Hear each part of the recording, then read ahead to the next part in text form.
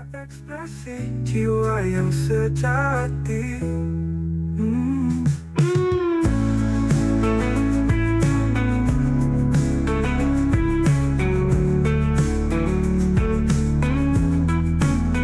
Ruang kita penuh inspirasi, kanvas hidup yang tak pernah mati.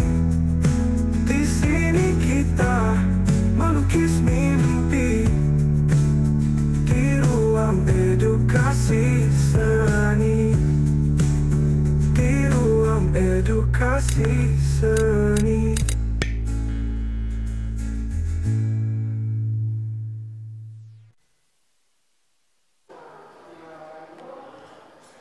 Pertobatan ekologis, karya Jane Anastasia Lumi. Ini bukan tentang seberapa indah bunga-bunga ditata di seputaran altar pemujaan Tuhan, sementara hutan-hutan ciptaannya terus ditelanjangi orang-orang dengan rakus dan liarnya, menebangi pohon-pohon, membiarkan burung-burung tak berumah. Padang-padang bunga jadi gersang, kebakaran hutan di mana-mana, ibu bumi meronta, pemanasan global menggila. Orang-orang dengan mudahnya melempar sampah di mana-mana, pembungkus permen, plastik belanja, botol minuman, pembungkus rokok dihasilkan pabrik-pabrik yang meraup laba atas pesta-pesta plastik manusia. Tak puas dengan pesta plastik, manusia menggelar lagi pesta-pesta lain, mencemari udara dengan aneka racun hingga bernapas menjadi sesuatu yang mahal, udara bersih menjadi mahal. Ini bukan tentang seberapa banyak derma diakonia diantar dalam ritual-ritual sembahyang. Setelah itu, manusia kembali meracuni laut dan ikan-ikan. Dengan bangganya menyajikan hidangan kaum borjuis dari rusaknya ekosistem dan biota laut, dari nyanyian pilu ikan-ikan atas kematian terumbu karang.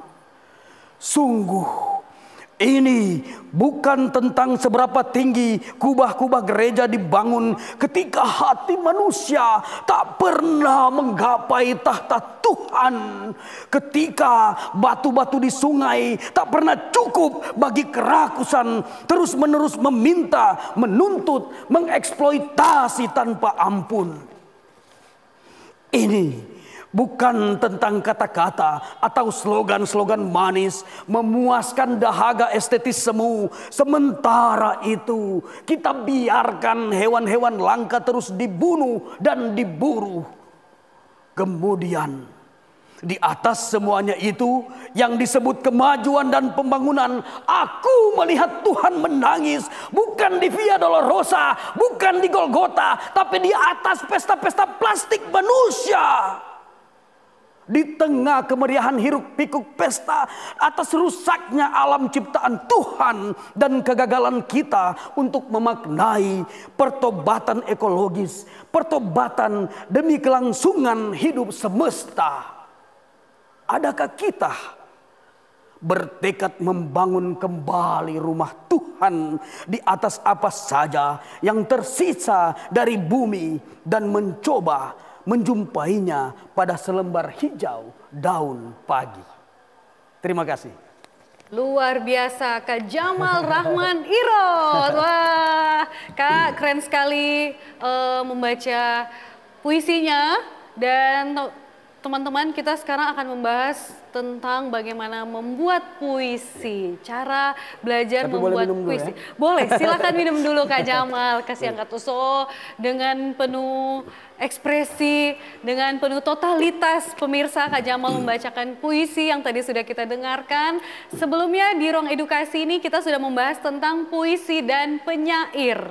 Nah, hari ini kita akan membahas mengenai episode kali ini akan bahas tentang belajar membuat puisi. Nah, jadi pemirsa di rumah pengen tahu Kak Jamal, saya juga penasaran pengen tahu bagaimana caranya membuat puisi Kak.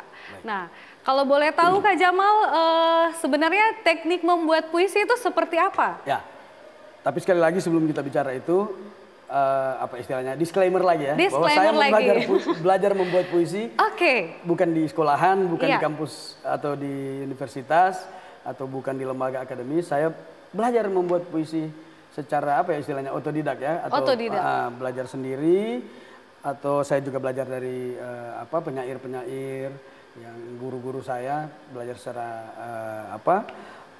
langsung.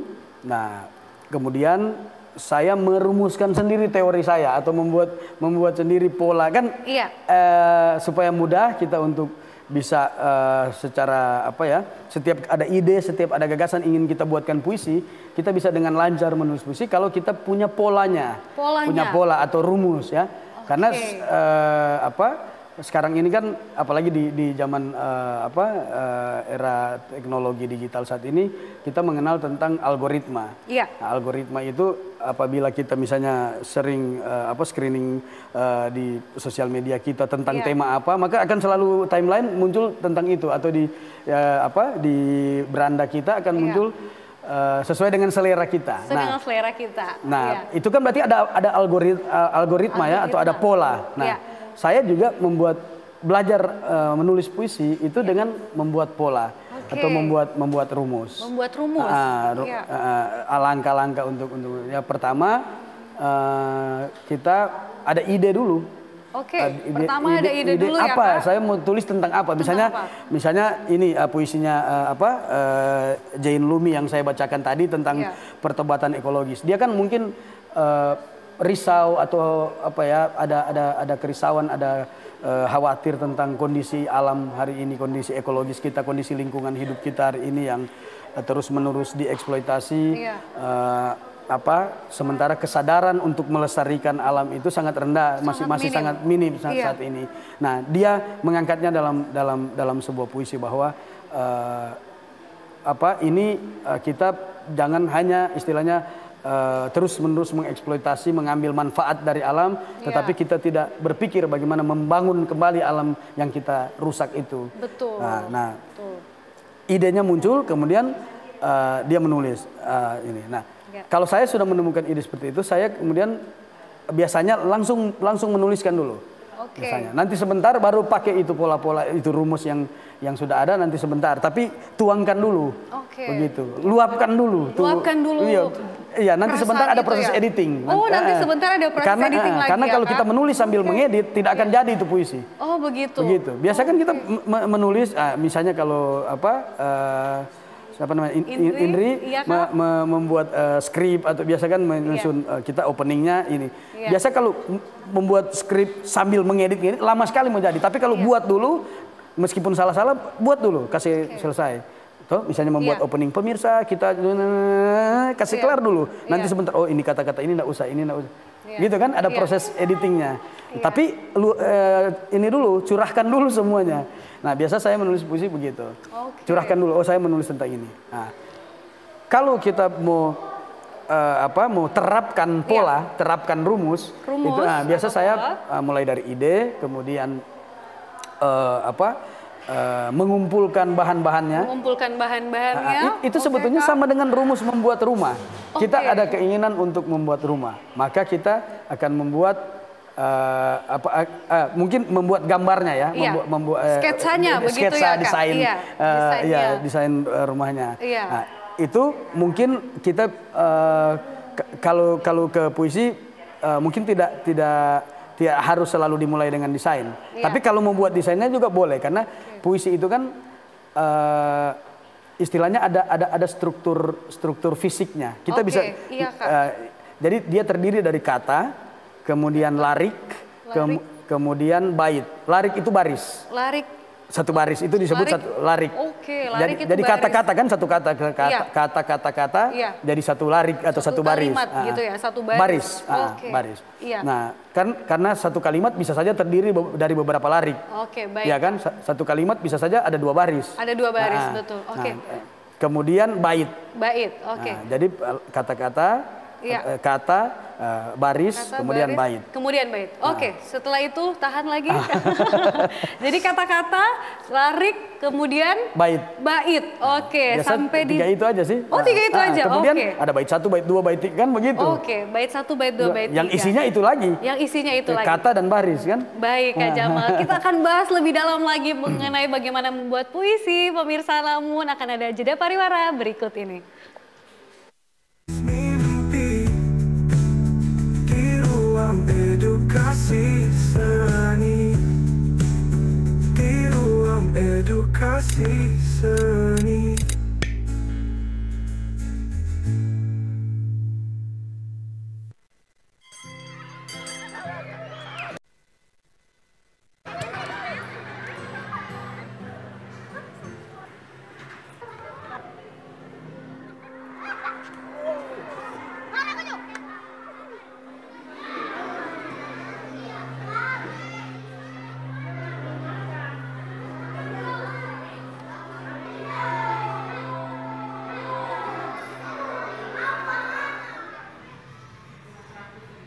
Jadi besok bawa lagi ke ibu guru.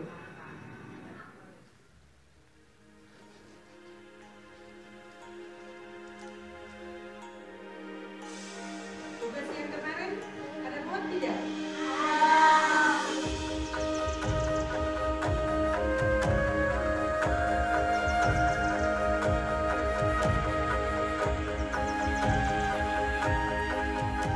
Jadi kita semua harus saling bersatu.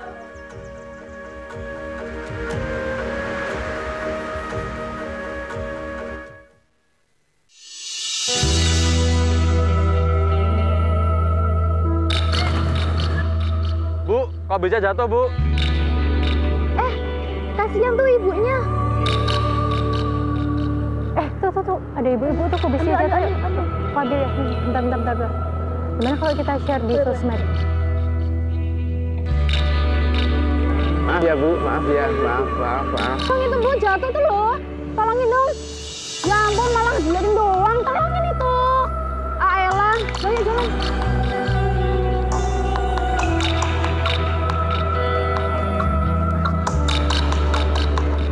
Ini Bu, sama-sama. Bagaimana dengan kita?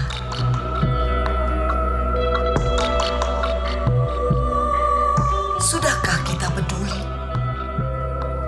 Ataukah hanya sekedar seolah-olah peduli?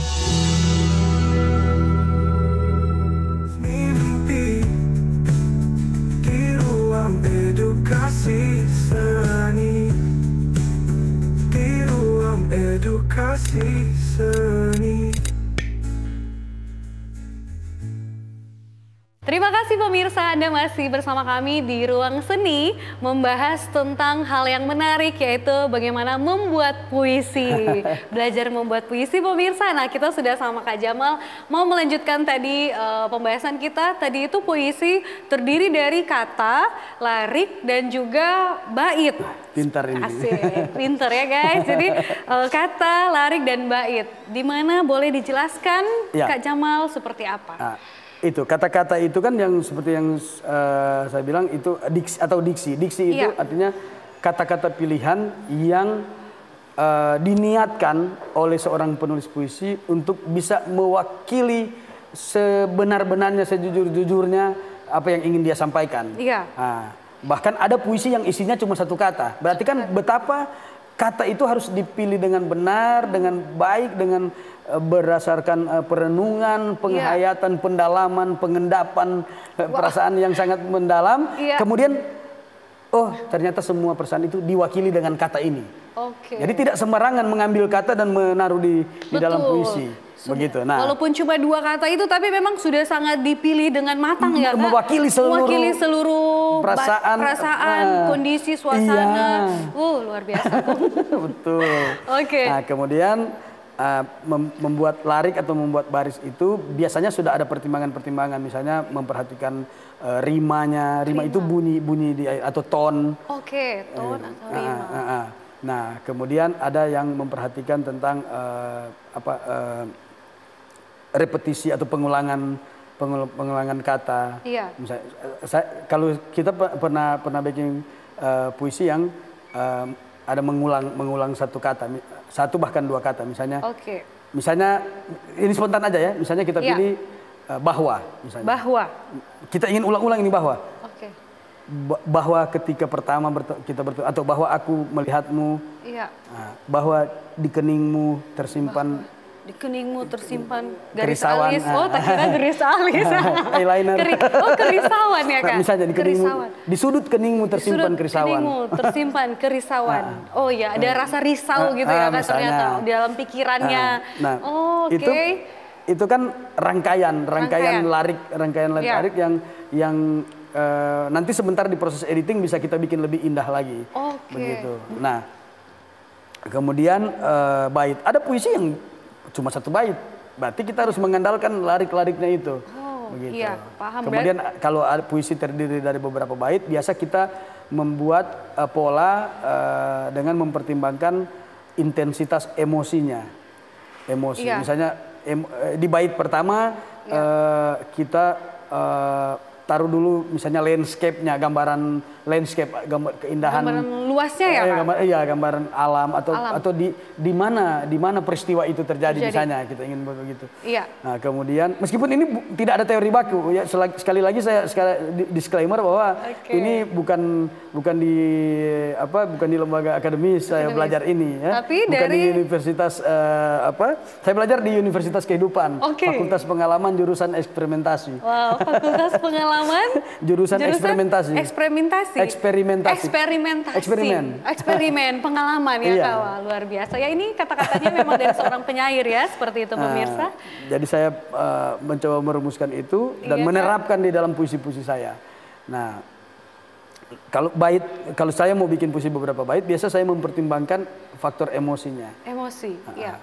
Emosinya misalnya awalnya, atau ada juga yang kita langsung buka dengan konflik.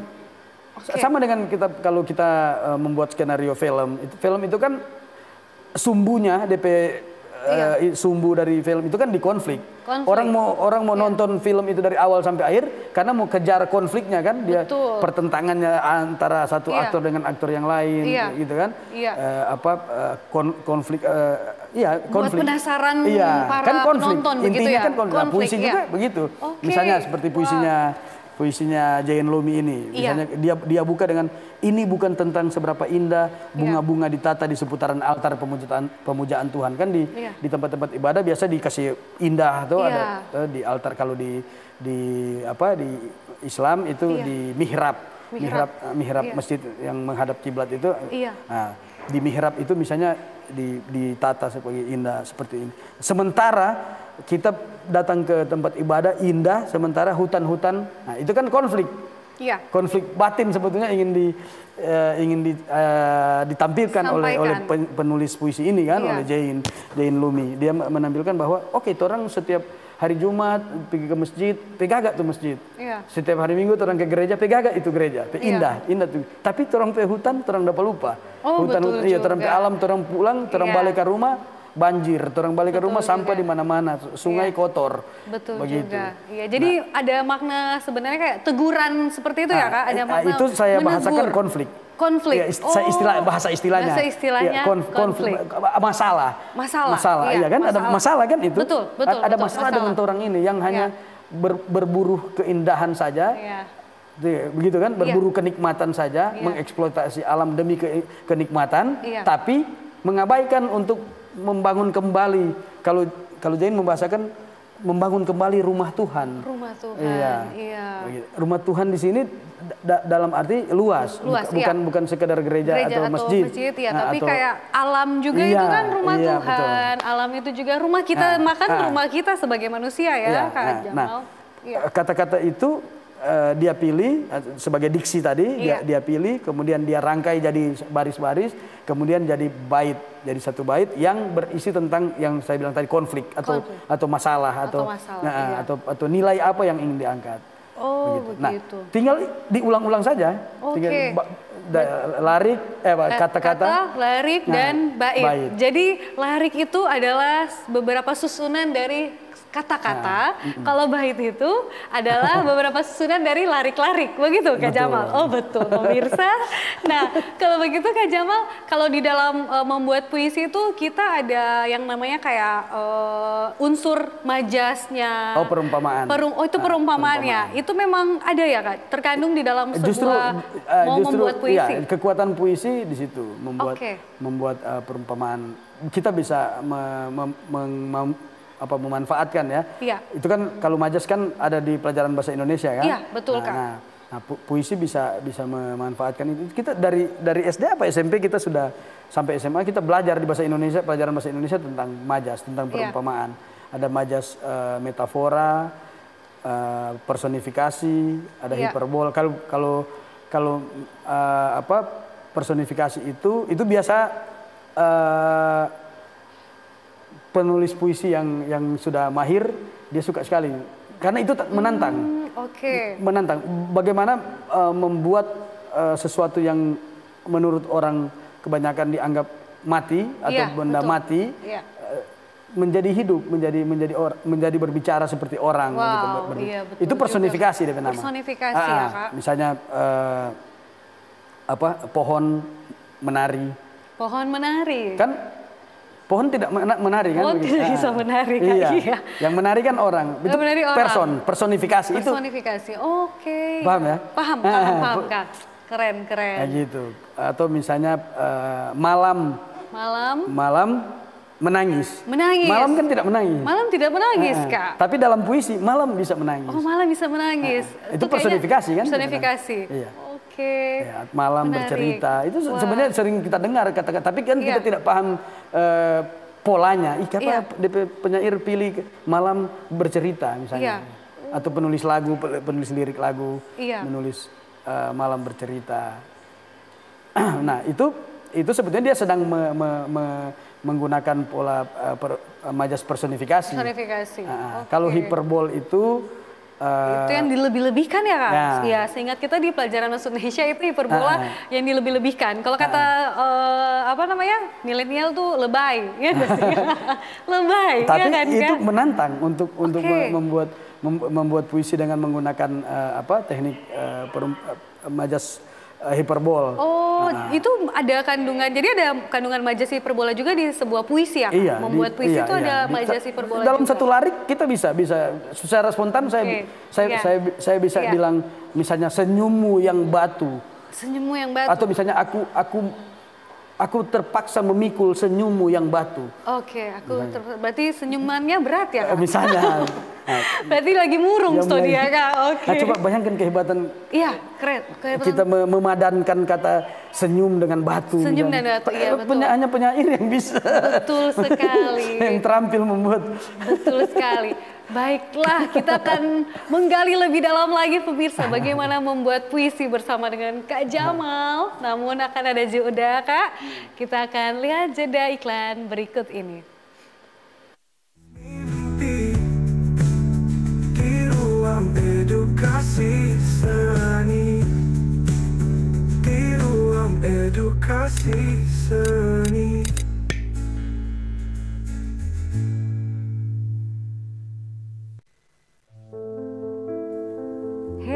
Ingat ya, kamu gak sendirian dalam perjalanan ini. Mungkin sekarang terasa berat, namun akan selalu ada orang yang mendukungmu dan peduli padamu.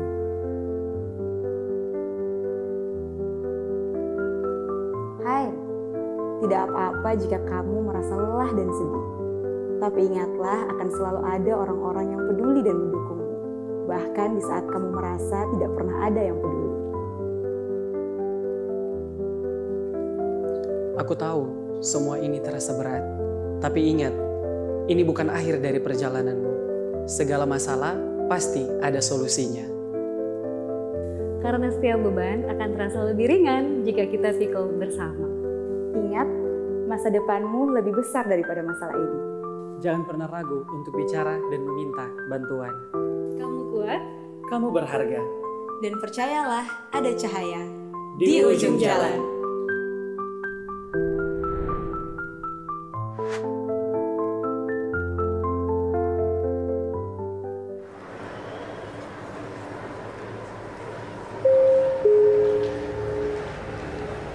Setiap tenun songket adalah cerita.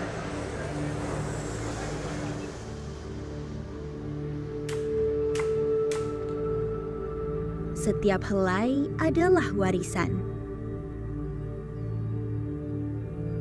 Kain tenun songket bukan hanya sekedar kain, tetapi juga simbol kebanggaan dan identitas kita.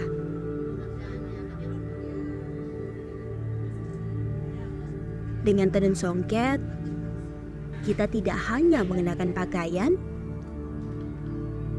tetapi juga melestarikan tradisi dan merayakan keindahan budaya.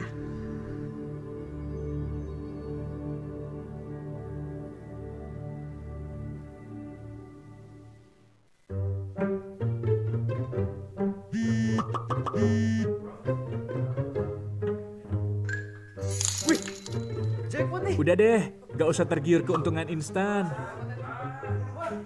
Di awal, semua pasti menang. Makanya ketagihan.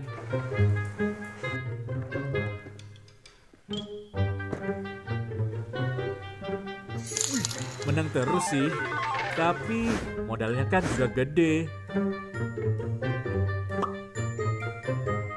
Mas, gas habis.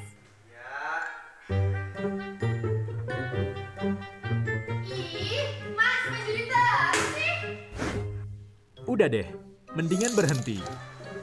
Jangan nunggu sadar saat semua menghilang. Stop judi online. Yuk, bersama berantas judi online. Mimpi di ruang edukasi seni. Di ruang edukasi seni.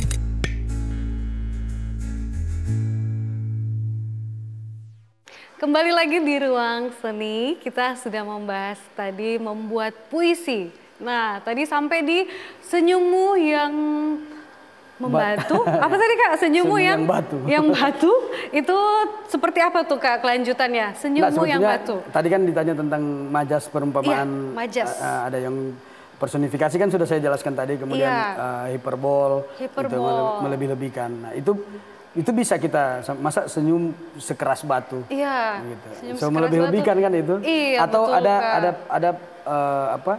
Misalnya larik puisi yang misalnya dia tulis aku menantimu sekian abad. Aku menantimu sekian abad. Lama sekali kan? Satu abad itu. Satu abad itu 100 tahun Kak. Masa ya, dia mau rela menunggu. Lebay itu tapi indah gitu. ketika tapi indah, iya betul Kak. Oh, jadi seperti itu contohnya Kak, hyperbolanya, majas-majasnya. Berarti kalau membuat puisi itu Kak, sebenarnya ada kayak contoh pilihan-pilihan kata diksi, yang unik. Oh, diksi namanya. Bukan soal yang unik, tapi mewakili. Mewakili apa yang ingin dia tulis. Iya. Nah, kemudian teknik sederhana untuk kita membuat majas atau perumpamaan. Iya Kak. Membuat perumpamaan. Kalau saya membuat rumus, membuat pola, jadi realitas tambah realitas menjadi imajinasi atau menjadi bukan realitas. Menjadi bukan realitas. Nah, realitas tambah realitas menjadi bukan realitas atau imajinasi, menjadi imajinasi. Kita bahasakan menjadi imajinasi. Oke. Mau coba? Mau coba. Jadi kita contohkan dulu baru Indri coba ya. Kita contohkan dulu. Misalnya begini. Iya. Cangkir, orang tidak ada cangkir di sini. Cangkir. Ada ini cangkir. Cangkir ada di realitas. Cangkir ada di realitas. Kan? Ada. Senja ada di realitas kan? Ada. Matahari mulai terbenam. Iya, senja atau malam itu kan ada di realitas kan? Ada. Betul nggak? Betul. Ada. Betul Kak, ada. Baru menelan minuman, itu kan realitas. Iya. Menelan. Iya kan? Iya, betul. Sekarang terang rangkai. Oke. Iya. Senja ada di, tadi Indri bilang ada di kenyataan itu, ada di realitas. Jadi kenyataan tambah kenyataan menjadi imajinasi. Imajinasi. Nah, itu rumusnya ya. Itu realitas rumusnya. tambah realitas menjadi imajinasi. Okay. Atau kenyataan tambah kenyataan menjadi bukan kenyataan. Dan kenyataan. Ya. Iya. Menjadi perumpamaan kok itu. Menjadi perumpamaan. Misalnya cangkir tambah senja. Cangkir ada di kenyataan, senja ada di kenyataan. Nah, coba Indri bikin aku ingin atau aku mencangkirkan senja. Ada di kenyataan enggak itu? Nggak ada kan? Ada. Tapi kenyataan dan tambah kenyataan kan? Iya, aku mencangkirkan senja. Dan menelannya. Bersama pekatnya malam. Malam karena mau telan. Malam kan tidak bisa ditelan. Iya, tapi betul, menelan itu bisa. Orang bisa menelan air. Bisa. Dan malam itu juga kenyataan. Ada malam, ada siang, ada pagi, ada malam. Iya. Berarti malam kenyataan. Menelan juga adalah kenyataan. Iya. Tapi menelan malam itu imajinasi. Oh begitu ya Kak. Jadi aku mencangkirkan senja dan menelannya bersama pekatnya malam. Bersama pekatnya malam. Oke. Menelannya bersama tinggal kita tambah malam. misalnya mengenangmu seperti mencangkirkan senja. Mengenangmu dan seperti... menelan kepahitan bersama pekatnya malam. Tinggal ditambah. Kalau edit kita edit lagi jadi puisi yang bagus kan? Wah iya juga ya. Maknanya jadi dalam juga ya Kak. Jadi realitas tambah realitas. Sama dengan imajinasi. Mau coba? Coba. Misalnya apa? Coba apa ya? Senja bunga ya? Misalnya atau apa? Sembarangan aja. Ya? Sembarangan. Atau kursi. Kursi. Kursi. Dan apa? Kursi dan. Kursi memahat. Pahatan itu sambung enggak sih Kak? Memahat itu sambung enggak Kak? Boleh. Boleh. Boleh. Apa ya? Kenangan. Atau begini, cara sederhana misalnya tadi ada memahat. Memahat, iya. Memahat kenangan. Memahat itu kan tindakan yang realis tuh. Iya, betul Kak. Ada di kenyataan. Orang bisa memahat, tapi memahat kenangan. Memahat kenangan, ya betul loh. Aku memahat kenangan. Aku memahat kenangan. Di matamu. Di matamu. Masa mau pahat itu mata? Iya Kak. Itu contoh. Aku memahat kenangan di matamu. Apa ya? Mau bilang bagaikan kursi. Tapi kalau kursi itu bisa dibilang, bisa disebutkan Kak.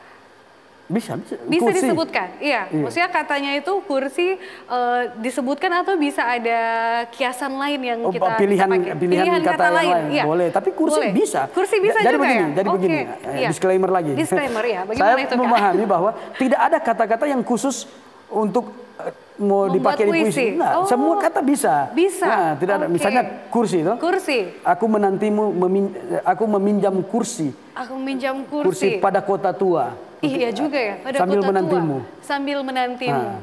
Bagaikan kan lama tuh kita butuh, berarti dia butuh kursi, butuh mau duduk untuk mau tunggu. Oke, iya ya. Dan aku harus meminjam kursi pada kota tua itu untuk menantimu. Sekian abad.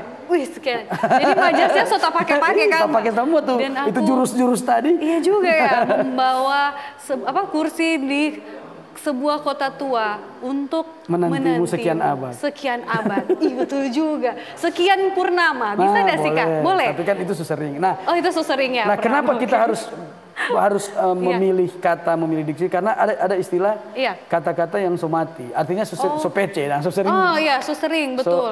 Sering dipakai. Nah, penyair itu tantangan seorang penyair itu adalah menghadirkan, memunculkan diksi-diksi yang kira-kira belum PC dan belum lazim digunakan. Betul makanya itu yang ini bilang kalau tapi ada teknik juga teknik untuk kalau orang istilah mau kalau orang mau sebab diri tiang supaya anak merubuh mesti mau apa? Skor toh. Skor itu apa kok Kak? Lupa ini kan. Ini kalau kalau tiang ini dia berdiri sendiri tidak ada dudukan ini kan dia merubuh. Oh betul, tidak ada penyangga. Dia jadi mesti skor, misalnya satu tiang tambah satu. Nah, kalau sebiar mau rubuh kan duduk. Kalau kasih hubung, berarti harus ada disatukan begitu ya Kak? Ada wadahnya. Nah, kata-kata yang sudah mati atau maksudnya kata-kata yang sepece itu ya. Kalau orang toh mau pakai, dia harus skor. Harus dipadankan, dipadu-padankan dengan kata-kata yang jarang begitu ya Kak? Oke, nice. Misalnya kursi kan? Iya, kursi kata-kata umum kan itu, tapi orang mau hadirkan di puisi. Lupa kita bilang aku meminjam kursi pada kota tua. Pada kota tua, ya itu jujur kita kaget Kak. Coba, ya juga, meminjam kursi pada kota tua. Itu kan kata-kata yang umum, meminjam umum, kota tua umum. Tapi ketika dipadankan, bahasa Inggris bagus sekali. Ketika orang kasih padan itu, kasih baku par. Oke, Bang Kupar itu kota tua, jadi kursi dan imajinasi. kota tua. Jadi Aku meminjam kursi pada kota tua itu sambil menantimu. Untuk menantimu sekian abad. Sekian abad. Ih, iya Kang. Padahal menantimu. Baru lanjut ini punya sambil memahat tadi. Sambil memahat kenangan di matamu. Di matamu. Jadi puisi yang indah. Oke, jadi puisi yang indah pemirsa. Wah, seru sekali masih bisa ya Kang. itu. Aku meminjam kursi pada kota tua masih bisa. Untuk menantimu sambil memahat kenangan di matamu pemirsa. Oke, wah seru sekali pembahasannya. Namun Kak Jamal ini ada jeda lagi. Tapi gampang tuh. Tapi gampang. Tapi gampang. Oke, kita akan lanjut ya pemirsa di Ruang Seni. Namun setelah jeda pariwara berikut ini. Mimpi di ruang edukasi seni. Di ruang edukasi seni.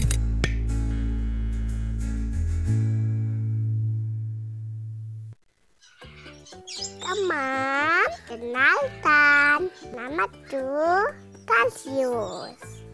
Binatang pelimata atau monyet terkecil di dunia. Orang bilang itu lucu, mengemaskan, atau unik, langka, dan dilindungi. Ini rumahku, hutan Tantoto. Tepatnya di Bitung, Sulawesi Utara. Aku akan selalu ramah kepada siapapun yang datang ke rumahku. Teman, mari kita selamatkan rumahku, hutanku, hutanmu, dan kita. Nyobain belanja dulu ke mall. Beras, gula pasir, kopi, tepung.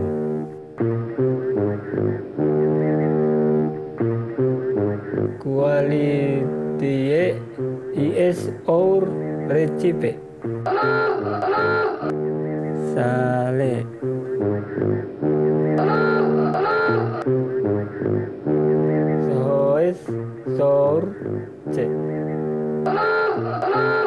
Di mana sih harus belanja?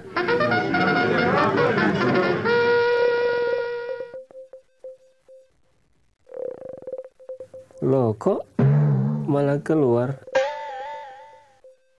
Pakailah bahasa Indonesia yang baik dan benar, biar saya tidak tersesat.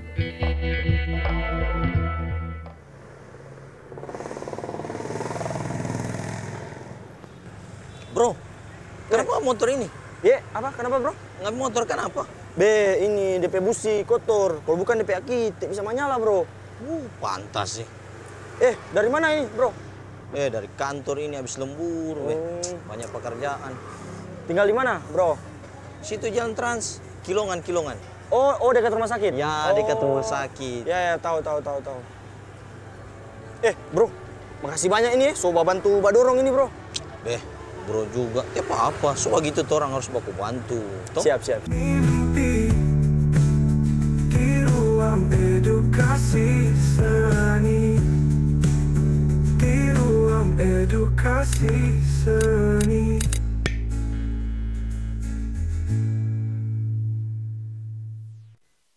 Oke, terima kasih pemirsa. Kita akan melanjutkan bagaimana membuat puisi bersama Kak Jamal. Oke, tadi sudah sampai di Larik ya Kak. Larik, aku meminjam kursi dari kota tua itu. Asik. Kota tua itu untuk menantimu sekian abad. Sambil memahat kenangan di matamu. Puisinya Indri itu. Puisinya Indri, iya, ya, puisinya Indri ya. Dengan menggunakan rumus-rumus tadi. Dengan menggunakan rumus-rumus tadi pemirsa. Jurus-jurus pamungkas tadi.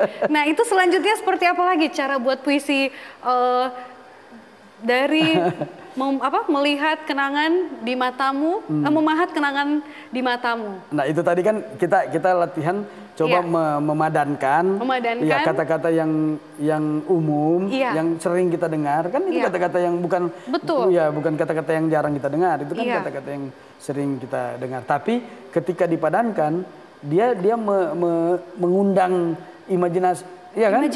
Mengundang imajinasi. Betul karena sekali. Dia sudah bukan menjadi realitas lagi, dia sudah menjadi perumpamaan. Begitu. Ya, meminjam kursi.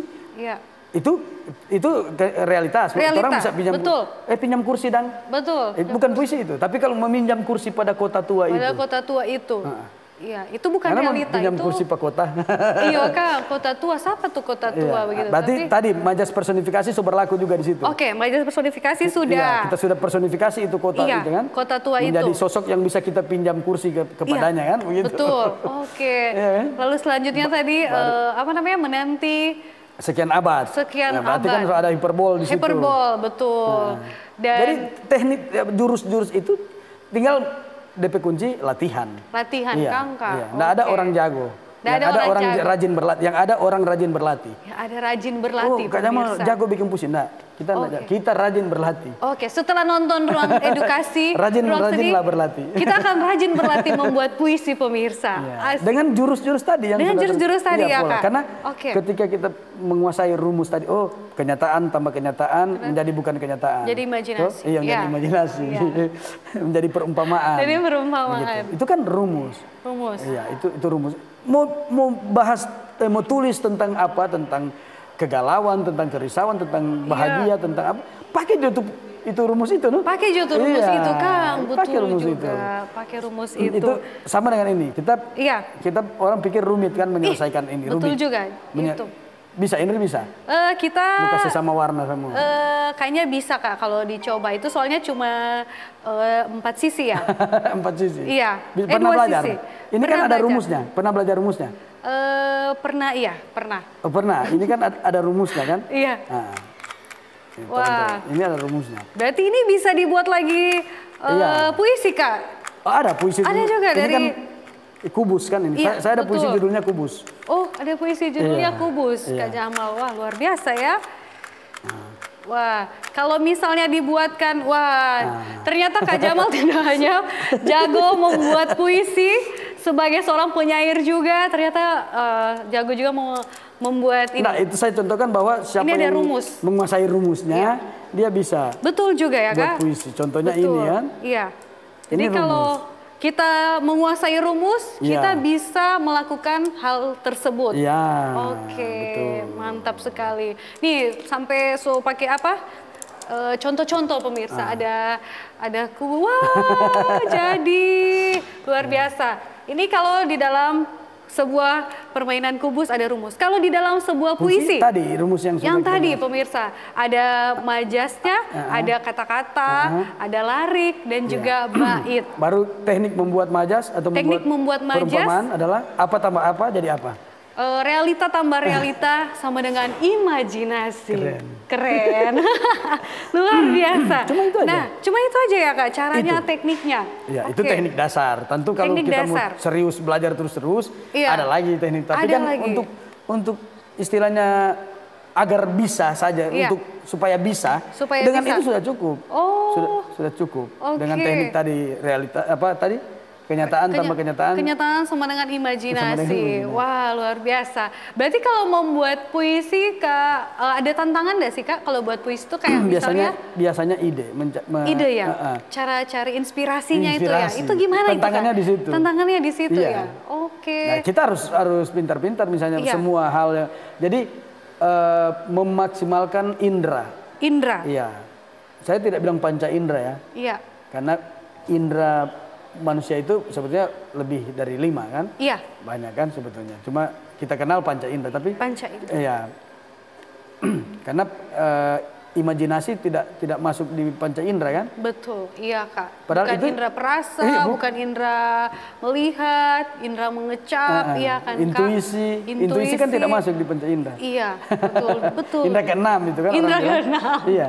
Iya. Nah, kalau misalnya Kak Jamal buat puisi dengan pantun itu sama atau ada kemiripan kah atau Itu jauh karya berbeda? sastra. Pantun dan puisi sama-sama karya sastra. Pantun dan puisi sama-sama karya sastra. Iya. Oke. Cara menulisnya sama atau ada tekniknya perbedaan? kurang lebih sama. Tapi kalau tekniknya pantun kurang kan dia lebih sama. terikat dengan pola. Kalau terikat dengan pola. AA, BB misalnya. Oke, AA, BB. Ya misalnya hujan rintik. Hujan rintik. Hujan rintik di atas genteng misalnya, ya kan? Oke, di atas genteng. Itu kan kalau di pantun, kalau pantun itu kan sampiran. Sampiran. Oke. Sampiran, ada sampiran, ada isi. Itu pantun. Iya. Hujan rintik di atas genteng itu sampiran. Sampiran. Isinya yang apa yang ingin disampaikan. Oh. Nah, jadi hujan rintik di atas genteng. Iya. Indri cantik, Jamal ganteng. Pantun kan begitu kan? Keren. Boleh mau ulang kali? Dia Bagaimana Kak? Itu kan pantun. Jadi hujan rintik di atas genteng. Di atas genteng. Itu iya juga ya. Ya, itu sampirannya. Sampiran. DP pembuka dang itu. Oh iya. Baru kasih padang. Artinya di belakang itu ya Kak? Yang makna sebenarnya yang ingin disampaikan, yang kalimat keduanya itu. Iya juga ya. Hujan rintik di atas genteng. Indri cantik. Kak Jamal ganteng, asik deh. Boleh pemirsa? Pantun jauh lebih gampang. Saya tidak menyepelekan pantun, tapi maksudnya tantangannya jauh lebih ringan. Tapi membuat pantun daripada membuat puisi. Oke. Bayangkan itu rumus-rumus tadi kalau puisi di pantun kan tidak berlaku itu. Iya, betul Kak, betul. Jadi memang puisi ini punya tingkatan yang cukup bisa dibilang kalau membuatnya itu cukup sulit juga di atas pantun ya Kak? Iya. Kalau pantun kan kita temukan dulu isi. Tadi kan saya ingin bilang bahwa Indri cantik sebetulnya itu. Oh, paham. Iya. Cari dulu isi apa yang orang mau bilang, baru cari DP sampiran kurang gampang. Oke. Apa misalnya contoh mau bilang apa? Torang PTV kesayangan TVRI bisa enggak Kak? Iya, TVRI. Torang PTV kesayangan TVRI Sulawesi Utara. Cari DP sampiran. Iya. Cari DP sampiran ya, Kang. Coba yang orang PTV kesayangan. TV kesayangan. TVRI Sulawesi Utara begitu. Berarti Torang PTV kesayangan. Sulawesi Utara. Berarti sore hari bisa bermain layang-layang. Bermain layangan. Kan kesayangan. Sore hari ya. Sore hari bermain layangan di Tara-Tara. Ada kan oh iya betul Tara-Tara, tahu kita, tahu. Tara-Tara di Trans TV kesayangan. Mohon ya Kak. Trans TV kesayangan Sulawesi Utara. Oh iya betul juga. Oke guys, jadi bagaimana Kak tadi di sore hari bermain layangan. TVRI Trans TV kesayangan. Di Tara-Tara. Oh iya, apa kok teh bermain sore hari bermain layangan di Tara-Tara. Di Tara-Tara. Trans TV kesayangan Sulawesi Utara. Iya. Pantun boleh. Sesederhana itu ya Kak, iya ya. Tapi hasilnya tuh keren loh Kak. Hasilnya itu mempunyai value, nilai. Nah, kenapa saya bisa cepat seperti itu? Iya. Karena berlatih. Setiap hari saya berlatih. Setiap hari berlatih ya Kak. Oke. Setiap saat saya berlatih. Luar biasa. Berarti memang bahkan termasuk hal-hal yang saya temui, saya ibaratkan saya sedang belajar puisi. Saya belajar main Rubik, saya ibaratkan saya sedang belajar menulis puisi dari Rubik. Oke. Bertemu dengan Indri, saya sedang belajar untuk bagaimana. Luar biasa. Sebentar mungkin sejadi puisi. Oke, luar biasa. Nah, kita akan membahas lagi nih Kak Jamal. Ada beberapa topik lagi, tapi tahan dulu Kak Jamal karena akan ada iklan berikut ini. Di ruang edukasi seni, di ruang edukasi seni.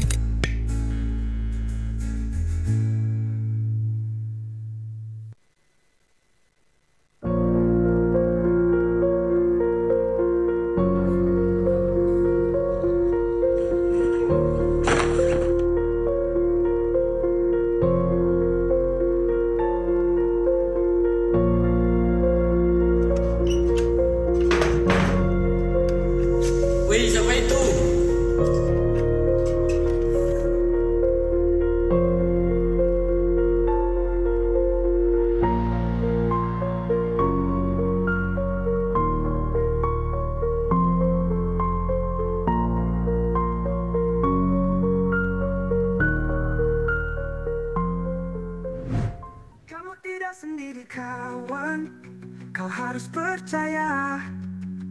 Meski jalan berliku, kita akan terus bersama. Bersama kita hadapi apapun rintangannya. Kamu tidak sendiri kawan, yakinlah semangat kita. Kamu tidak sendiri kawan, yakinlah semangat kita.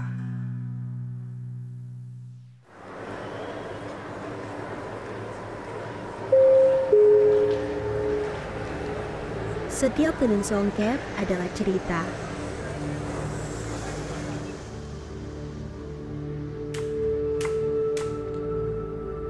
Setiap helai adalah warisan. Kain tenun songket bukan hanya sekedar kain, tetapi juga simbol kebanggaan dan identitas kita.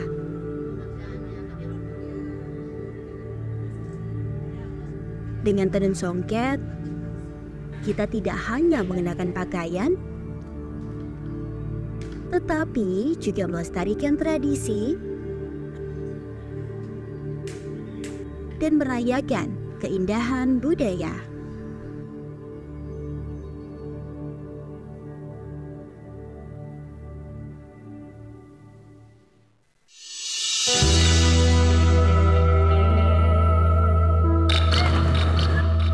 Bu, kok beca jatuh, Bu? Kasihan tuh ibunya. Tuh, ada ibu-ibu tuh kok bisa jatuh. Kok ada ya? Bentar. Gimana kalau kita share di sosmed? Maaf ya Bu, maaf ya, maaf. Bang, itu Bu jatuh tuh loh. Tolongin dong. Ya ampun, malah ngeliatin doang. Tolongin itu. Elah, jangan.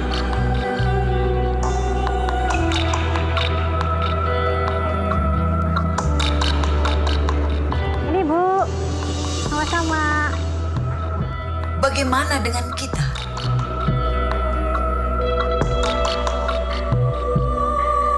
Sudahkah kita peduli? Ataukah hanya sekedar seolah-olah peduli? Mimpi di ruang edukasi seni. Di ruang edukasi seni.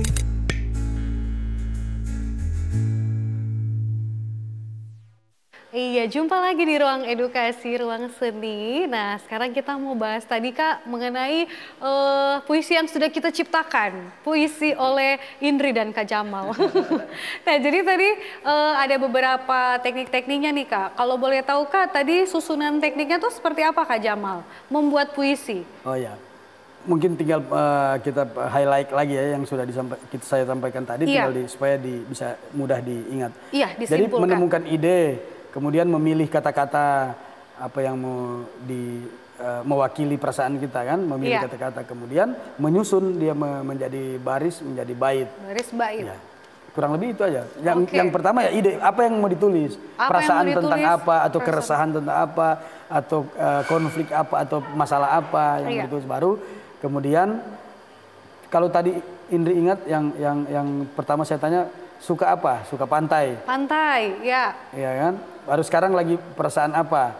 Senang, ya. Nah, tapi kan kita manusia secara manusiawi, maksudnya secara insting manusiawi pasti khawatir itu kesenangan itu besok atau lusa hilang atau terganggu. Maka saya tadi coba pilih kata aku menjaga buih-buih ini agar tidak terusik. Aku menjaga buih-buih di tepi pantai agar tidak terusik mendung. Misalnya. Nah, itu kan dari ide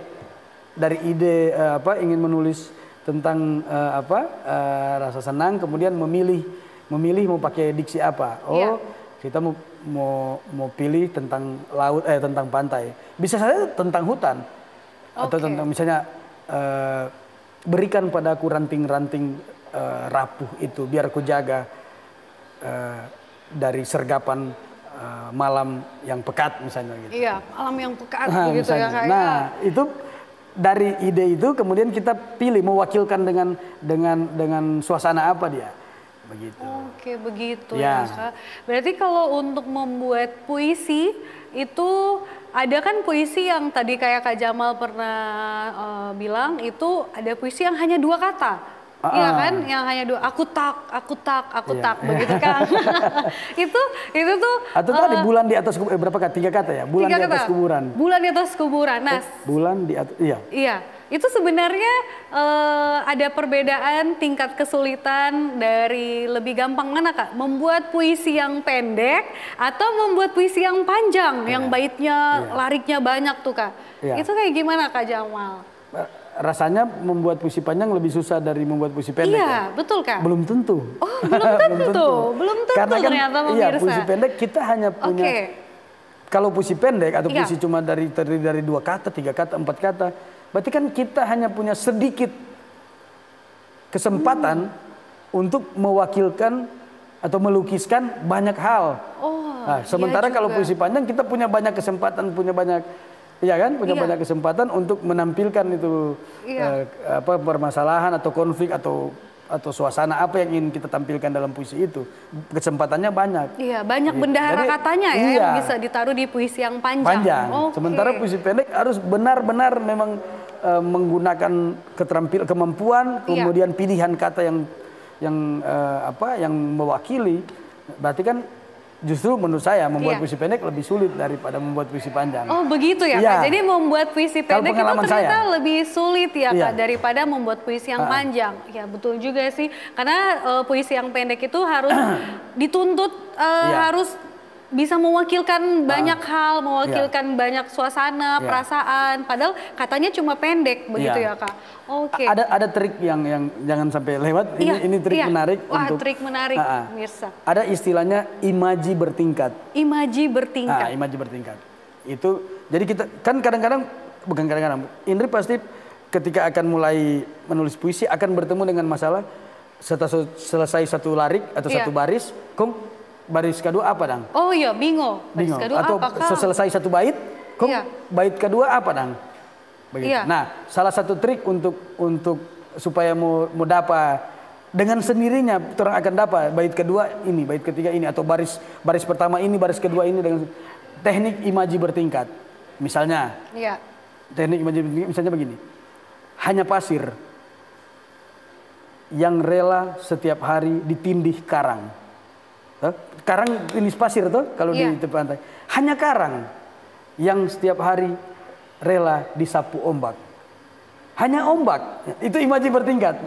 Paham nggak? Iya, paham. Tadi kan jadi dengan sendirinya itu baris akan dituntun, orang akan dituntun sendirinya dengan teknik imaji bertingkat tadi. Hanya pasir yang setiap detik, misalnya pakai detik, hanya pasir yang setiap detik rela ditindih karang. Hanya karang yang setiap menit, kan tadi detik tuh, dengan sendirinya betul.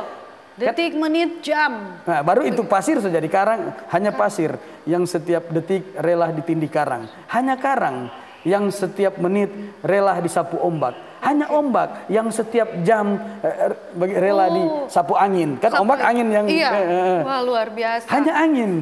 Iya.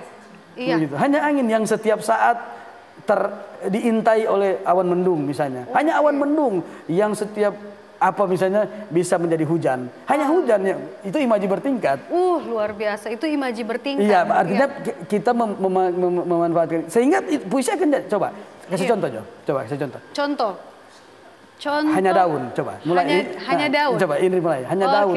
Hanya daun yang melambai meski yang sedih, meski sedih. Nah itu kan baru habis daun hanya ranting. Hanya ranting. Kayaknya kita harus banyak belajar lagi karena ini kita segmennya sudah di penghujung acara. Jadi kayaknya kita akan bahas di episode berikutnya Kak Jamal. Jadi disimpan ya. Itu menarik soalnya pemirsa. Oke, terima kasih banyak Kak Jamal Rahman Irot untuk waktunya. Kita sudah membahas mengenai cara membuat puisi, bagaimana belajar membuat puisi, dan nanti kita akan membahas lagi episode berikutnya. Untuk itu pemirsa di rumah jangan lupa saksikan program kita selanjutnya di Ruang Seni. Sampai jumpa. Terima kasih. Hanya ekspresi jiwa yang sejati.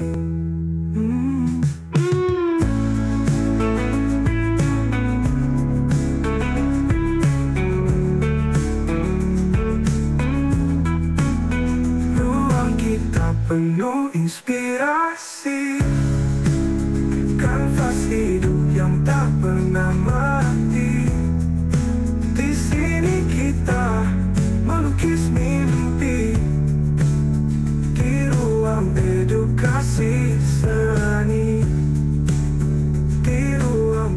untuk kau.